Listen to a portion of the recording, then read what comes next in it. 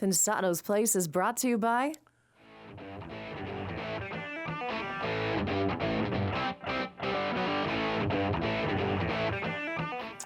It's our privilege to bring to you an interview with a legend. You're going to enjoy that. It's part 2 of an ITL. You know you're at the place. It's Pensado's Place.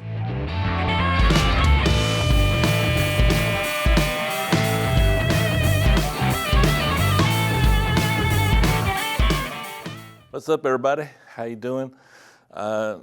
Been waiting for this day for quite a while. You know, it's this special day all the way around. How are you, my friend?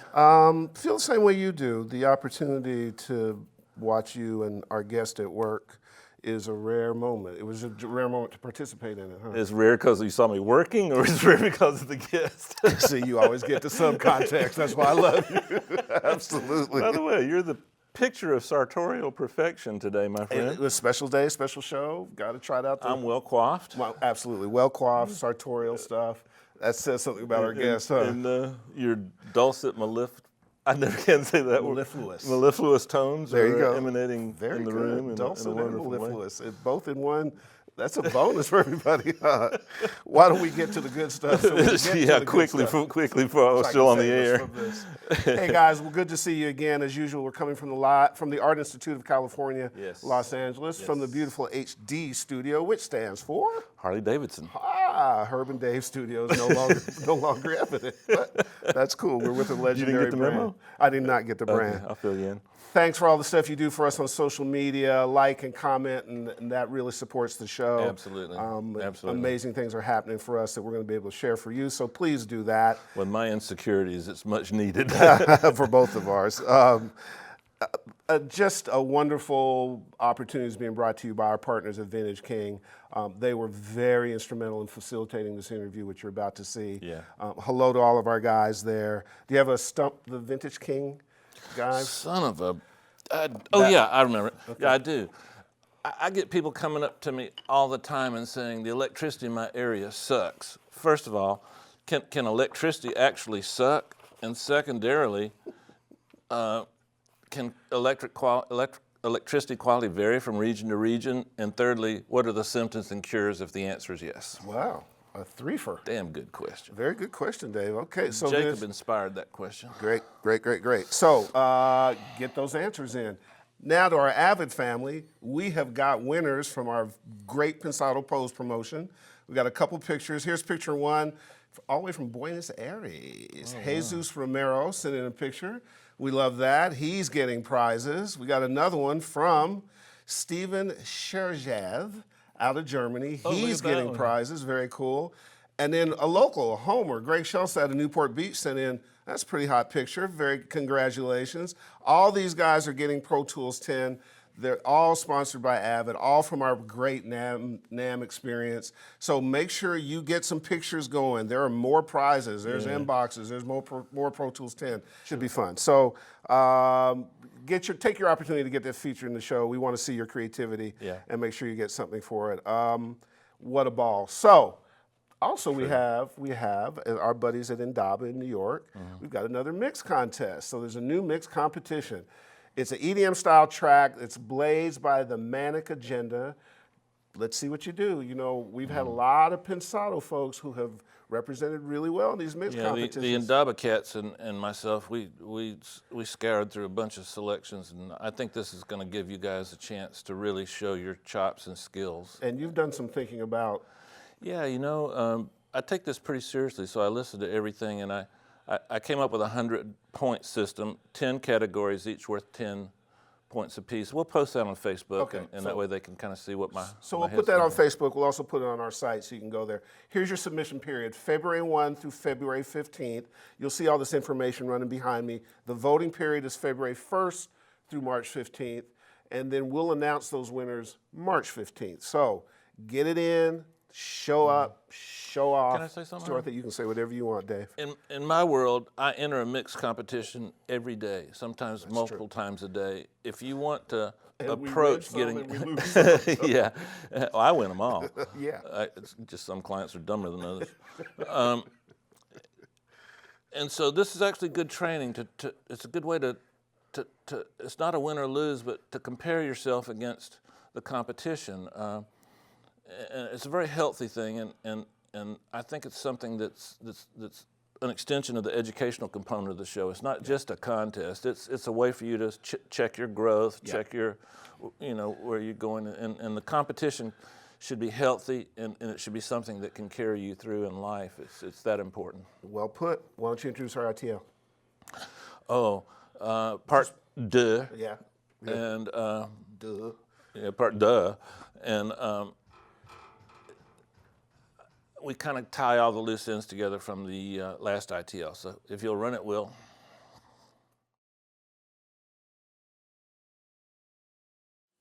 Now, let's look at one of the raps. This kid, Viper, I just love what he does. Let's solo his parts here. Let's get ready to wild out. Y'all know where y'all can find me. Marsh pit flow with my fans behind me. Feel real good when they smile for the pictures. Okay, now we went kind of traditional with him. Massey de-esser, nothing new there. Here again, a little bump, kind of let's call this a little modern bump, getting rid of a little mud, a little low end that we don't need, putting a little sparkle in. And then nothing drastic, just a... Let's get ready to wild out. Y'all know where y'all can find me. Marsh pit flow with my fans behind me. Feel real good when they smile for the pictures. Feel even better with... Just enough to kind of... He already has great control over his dynamics, so what we're just trying to do is make sure that he stays kind of the focal point of the mix. So we got our vocals, we got our concept, we figured out how to make one of the three elements that we considered really critical brought to the forefront. Okay, guys, like we said earlier, you don't just go into the fridge and grab some onions and some jalapenos and just start chopping until you know what the heck you're going to make for dinner.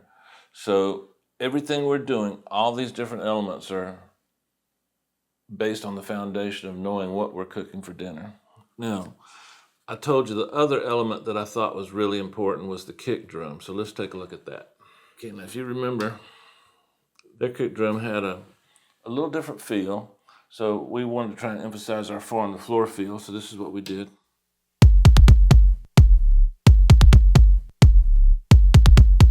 Now in this part of the song, we did that.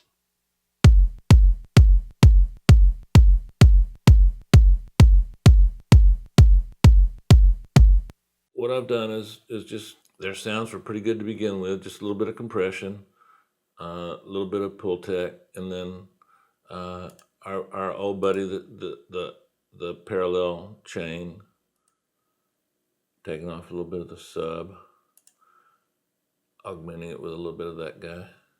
Here again, these reds, don't try this at home. I'm pushing it into the red just the tiniest bit, just for a little bit of grit, but good grit, okay? So let me see if I can do an A-B for you real quick here. Okay, that's what we were given. Now remember, we wanted the kick to be just spectacular. We wanted people to hear the kick and go, oh my God, is that cool? Or people that aren't into kick drums, they just go, wow, that sounds powerful.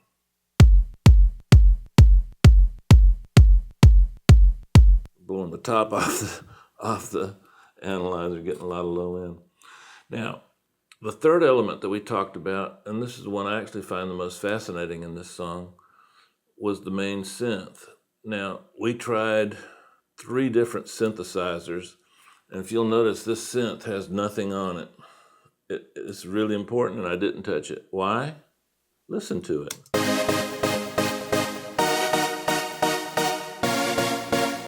Man, it just sounds right. Now, it wasn't always like that. This was the 3rd version of this synth they sent me. First 2 I tried, and we just never could get the energy we wanted. So finally, the producers went back in and came up with this, and they just nailed it. It's perfect. So let's try this. There's the synth. Here's the vocals. Here's my kick drums. Let's see what those 3 elements sound like together. City, my town. You better party hard every time you come around. It my town. You better party hard every time you come around. So you see what I'm saying? I got a kick drum, I got one kick drum, one synth part, and the hook vocals, and it already sounds like a great song. Everything else I add is just like using our metaphor of constructing a house. Is just some trim work, some flooring, some curtains, some furniture, the smaller things. That sounds so good, I want to hear that again. It's my town. You better party hard every time you come around. This is my city. If you notice, you hear the female singer Linus in the background. She's got that high part that just adds excitement. The whole. I mean, you could make a song out of just that. Now, the other parts are standard. We just added them in. I'll go through those quickly for you. Don't need a lot in this song. One of the things about these guys is they're very economical. We've got another part here.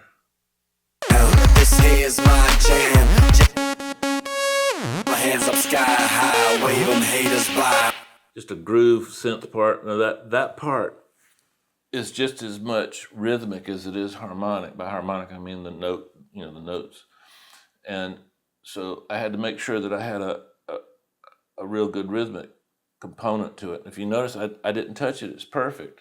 Why mess with it? So it's just where I put it in the mix. I ran it a little louder than they did. Now they've got another little part that I think of it as just for the earbud guys.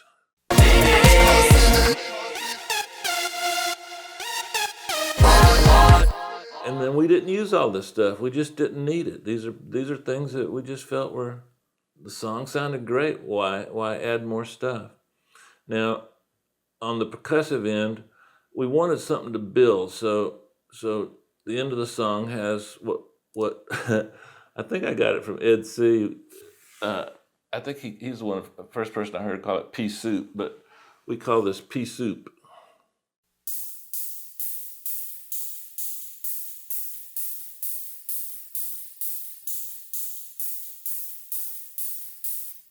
So it's just an open hi-hat that sounds like pea soup, pea soup, pea soup, pea soup, I don't know. Anyway, so we added that near the end, and that kind of gives it a little bit of that dance clubby vibe. Now, let me break down some of the other elements. Let's take off what we're adding on our stereo bus. Let's take off these guys from our auxes, and I want you to see kind of what we've got.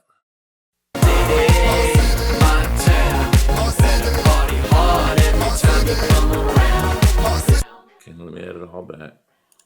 Let's just add the auxes back.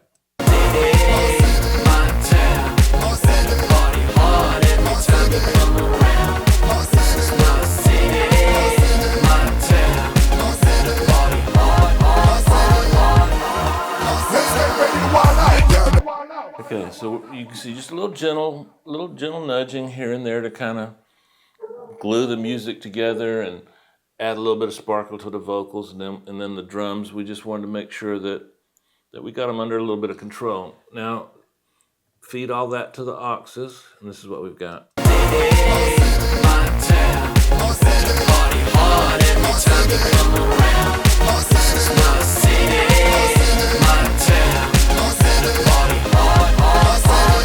Let me show you something.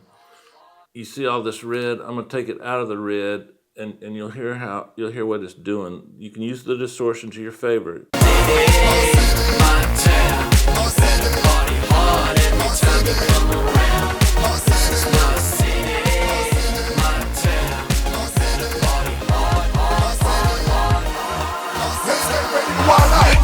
And of course you got the volume difference, but you can hear the jalapenos just working just perfectly.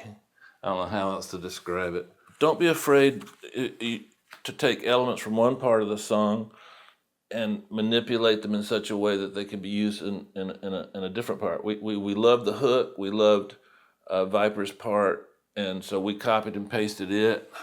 I'll solo that for you in the intro. This really gave the intro, really made it come to life for me.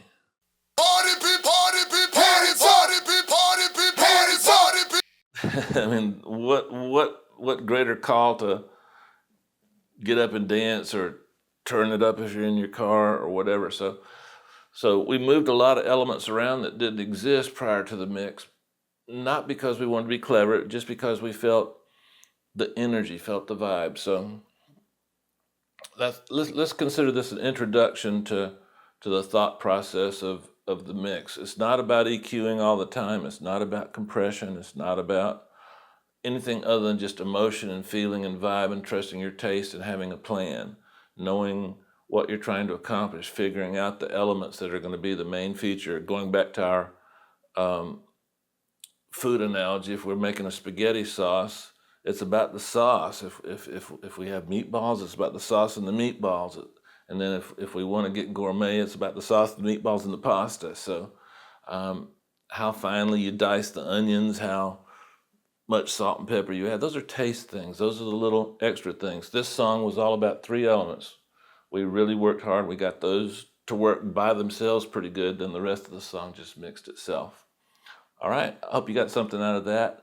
And by the way, when we do these contests, remember, these are the elements that I'm listing for. I give extra points for conquering these issues, okay? Hope you got something out of that next time. Our friends at Vintage King invited us down to meet a legend. We wanted you to have a chance to meet that legend. We spent a great hour with the incredible Rupert Neve and his wife Evelyn. Hope you enjoy this. Hey everybody, and welcome. We're talking with Rupert Neve today. I was talking with Rupert a little bit earlier and got the permission to call him Rupert instead of Mr. Neve. And I got to tell you that this gentleman truly lives up to his status and position in the industry. We all owe him a debt of gratitude, and the fact that we keep using his used gear, we should probably mail him $1 every time we use it. So I'll give you that address a little later on. Rupert, my friend, you have completely and totally and truly exceeded all my expectations about you. I knew that your equipment had a special soul and personality connected to it, and now I see that in you, sir. Well, thank you so much. Thank you so much. Let's jump right in. Do you ever get weary competing against yourself? Because all of the gear that you've made recently, and then in between the original gear, is spectacular. I've used most of it, and surely you have to get tired of competing against the 1073. It's a love-hate thing, isn't it? It's my own worst enemy. Yes, we do. We get, people tell me how wonderful the old gear is and so on, but it gets a bit boring after a while, especially when you know that there's so much better stuff that we're working on now. Yeah, I would be disappointed if you didn't think whatever you did yesterday was better than what you did the day before. You have that quality about you. Oh, thank you. But just to walk down memory lane, some of the Amex stuff, the Focusrite stuff, I mean, I should give you a commission on some of the records I've made, because your work is an integral part of every bit of music today in a major way. In terms of some of the new equipment, like the 500 series, which is a particular favorite of mine, is why I bring it up. What's your thought process? Do you like the THD and the signal to noise ratio? All those things weren't so good on the older gear, but they contributed to the color. How do you juxtapose that with new and? Well, the older gear was in its day the best that I could do. Mm-hmm. It was a transit from tube designs, which is where I started. Hence the transformers.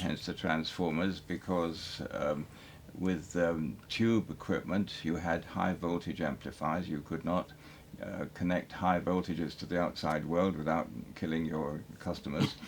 And you had to have something in between. A transformer was the logical thing to do. Right. And in fact, every piece of equipment in those days, I wasn't unique, we used a transformer to get the signal from the amplifier into wherever it was going, the recorder or whatever, the outside world. And it was logical when I went into transistor amplifiers, about which I knew relatively nothing, to use transformers for the same purpose. Not that we were using high voltages, but that the transformer was, to me, the logical way of getting a high quality signal into the outside world, into wherever it was going. So it was,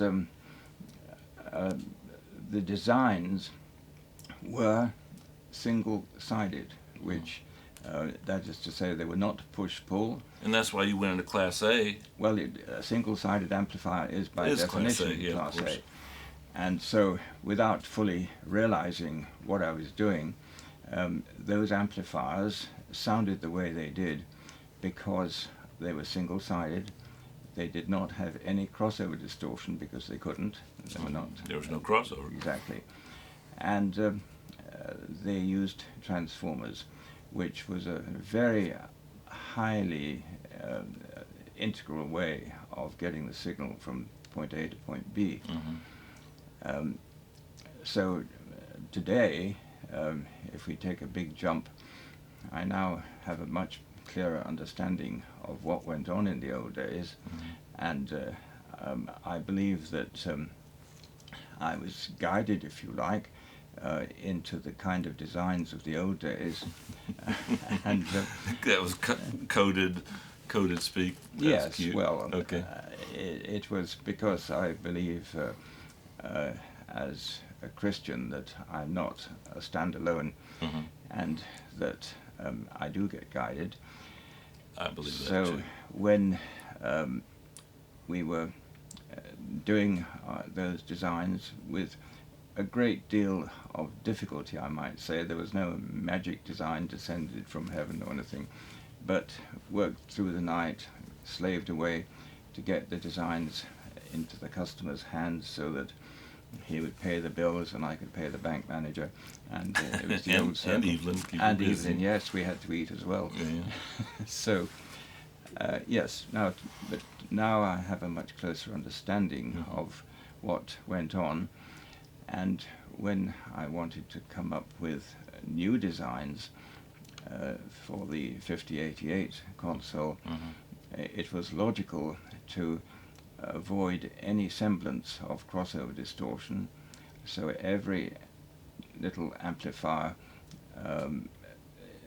we designed our own ICs, if you like. They weren't ICs, but they were our own. Are the ICs in the audio path or more controlling?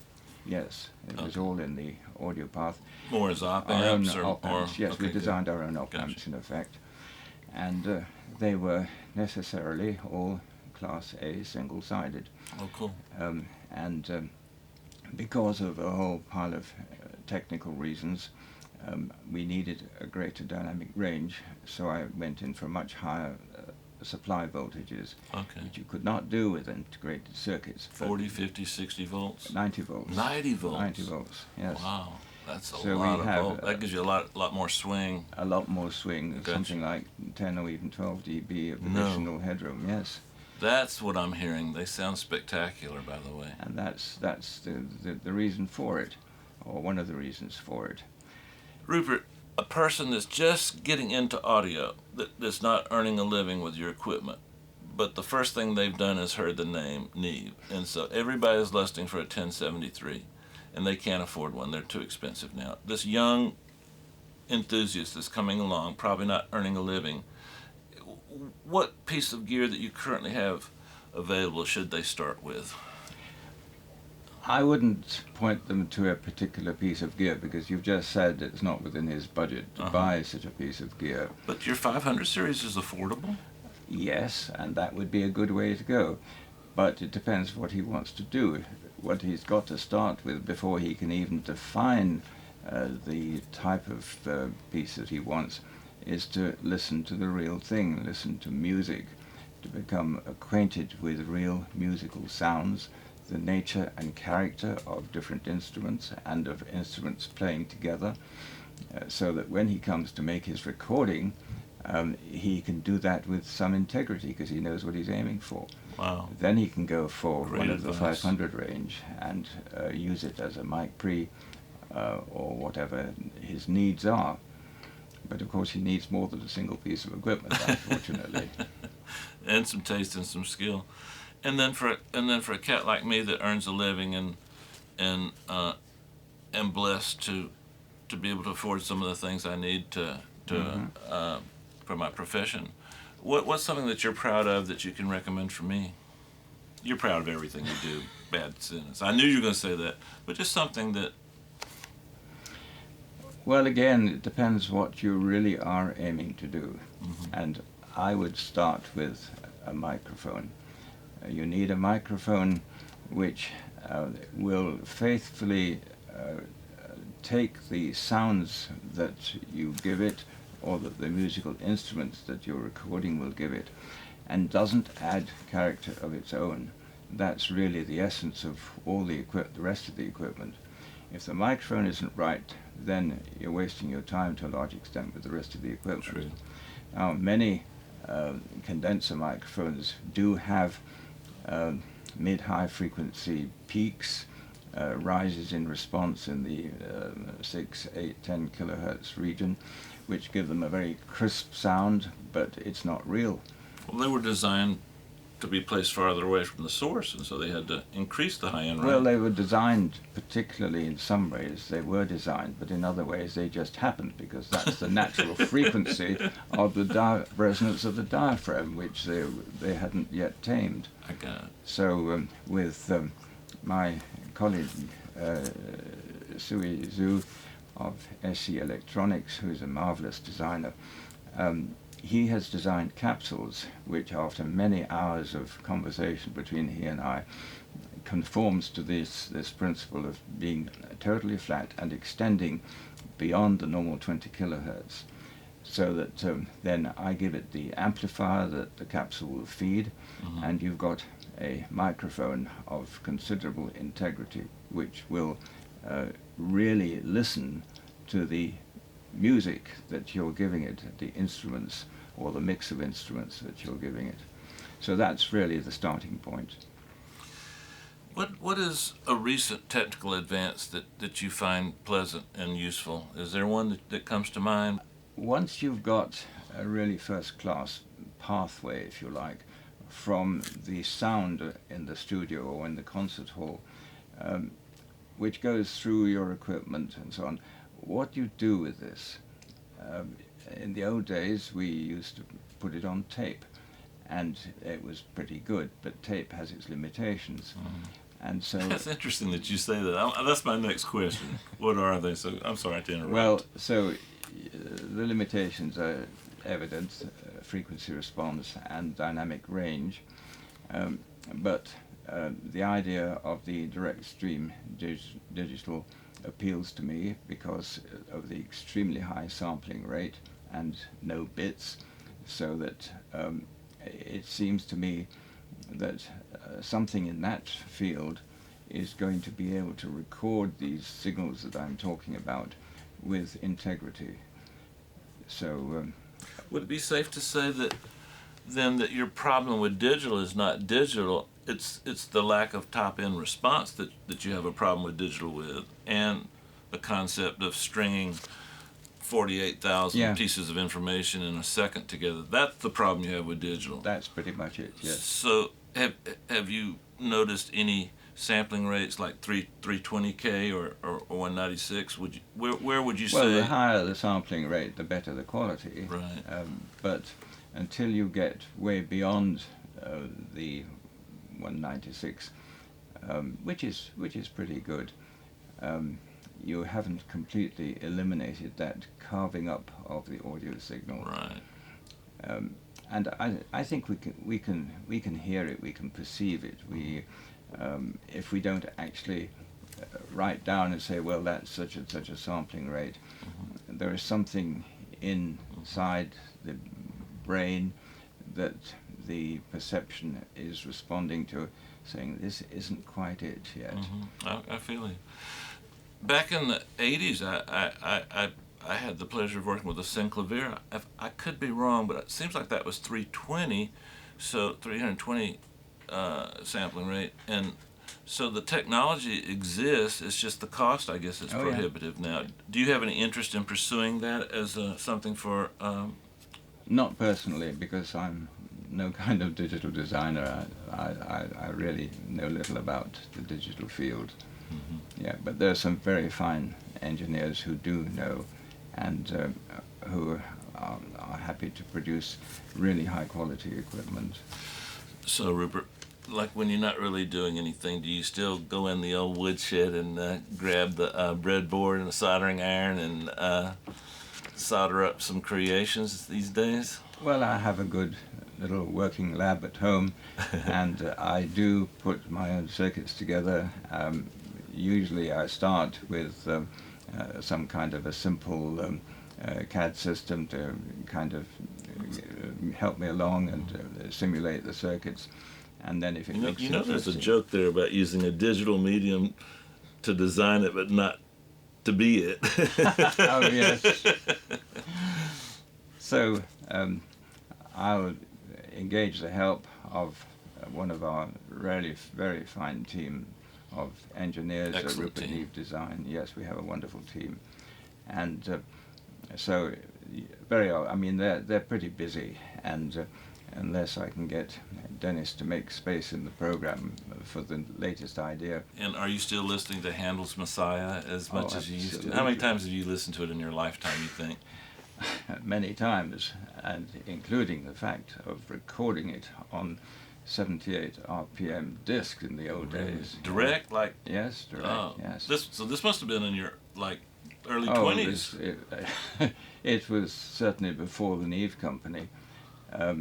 I was living in Devonshire, down in Plymouth, and we made recordings of all kinds of things, the Cornish male voice choirs and other musical bodies. And there was a little Methodist church in Liskeard in Cornwall they had an audience of 300 and a choir of 600 in that little chapel, with soloists that had been brought down from the big city.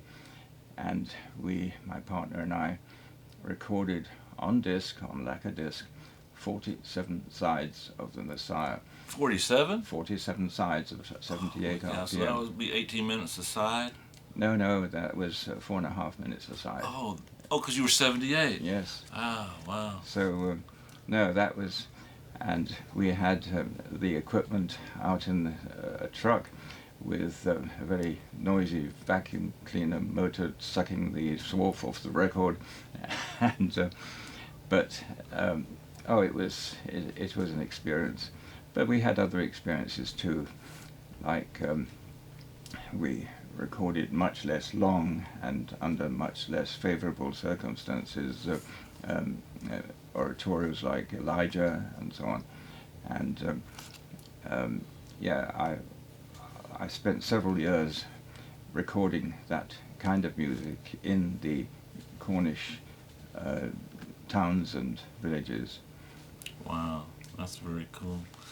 And one last thing before we go. Rupert, is there a piece of equipment or a concept that you haven't yet started on or invented or created that you've always wanted to do, and for one reason or another, limitations of technology, that you have yet to start?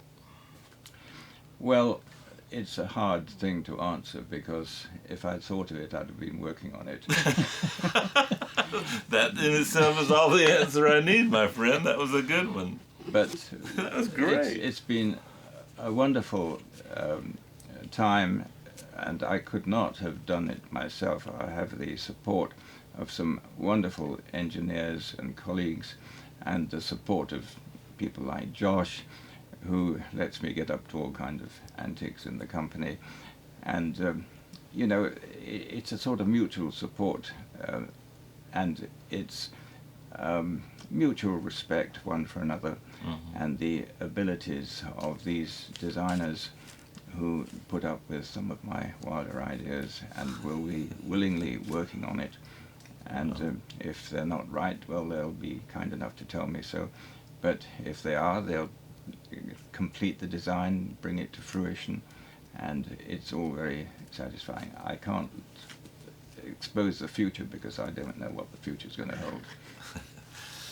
Rupert, I can't express to you how much of a pleasure and how inspirational it's been just talking to you and being in your presence. It exceeded my expectations. Your gear is so incredible. My expectations were unrealistic, and you met them and exceeded them. And Well, thank Dave, you so much thank for you taking very much, time. and really, you know, it's time for congratulations on your 100th episode. That is absolutely terrific. Thank you. Wonderful Thank you, sir. achievement. You're too kind. You're too kind. You're a very generous man, like I've said, and the simple fact that you put up with me proves it. And the audio world is clearly a better place with your soul and your spirit and your inventions and your equipment being a part of it. And that will continue into eternity. And It will indeed, and thank you, Dave. You're very perceptive, and I find it very easy to talk to you, and that's really very helpful indeed. Thank you, Thank sir. you so much. I really care about you. Thank you so much. Thank you. Bye-bye. Man, wow. You know, when your heroes turn out to be great people, human beings, and just everything you want them to be, it's just a great day. What a great interview. A lot of stuff in there for you guys to dissect and digest. Just a special, special, special time, Herb. Yeah. And Thanks to VK for pulling that together for us. And we all stand on Mr. Neve's shoulders, literally, and so I hope that came through. We'll see you next week.